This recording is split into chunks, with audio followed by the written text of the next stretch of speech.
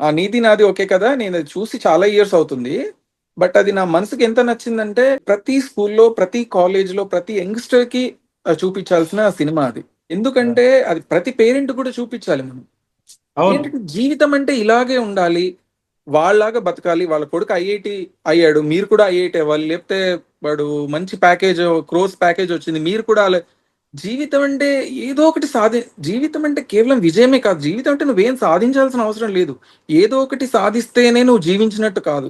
జీవితం అంటే సంతోషంగా, ప్రశాంతంగా నువ్వు బ్రతుకుతూ నీకు అటు అవకాశాలు లేకపోతే నువ్వున్న ఊళ్ళో నువ్వుంటూ, నీకు నచ్చిన చిన్న పని చేసుకుంటూ, నీ ఫ్యామిలీని నువ్వు సంతోషంగా చూసుకుంటూ, అలా ఒక మంచి ఎవరికీ హాని చేయని ఒక ఫ్యామిలీని క్రియేట్ చేయడం, దానికంటే గొప్ప విజయం లేదు. కానీ మనకిప్పుడు పేరెంట్స్ యొక్క దృక్పథాలు చాలా మారిపోతున్నాయి.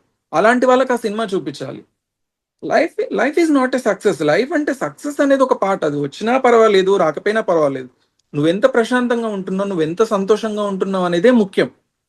ఇప్పుడు పర్సనాలిటీ డెవలప్‌మెంట్ అనేది కూడా ఒక ఫోబియా అయిపోయింది. ఆ సినిమాలో అది కూడా టచ్ చేస్తారు. అందులో పర్సనాలిటీ డెవలపర్‌గా యాక్ట్ చేసింది ఎవరో తెలుసా? పోసాని కృష్ణమురళి గారు. పర్సనాలిటీ డెవలప్‌మెంట్ అనేది కూడా అదొక క్రాష్ కోర్స్ లాగా పెట్టేసారిప్పుడు. రండి మేము మీ పర్సనాలిటీని ఇన్నర్‌గా డెవలప్ అయ్యేదాన్నే పర్సనాలిటీ అంటారు. ఒకరి ద్వారా డెవలప్ అయ్యేది పర్సనాలిటీయే కాదు. కాబట్టి చూస్తే నీది నాది ఓకే కదా! అని చాలా చిన్న సినిమా లాగానే కనిపిస్తుంది.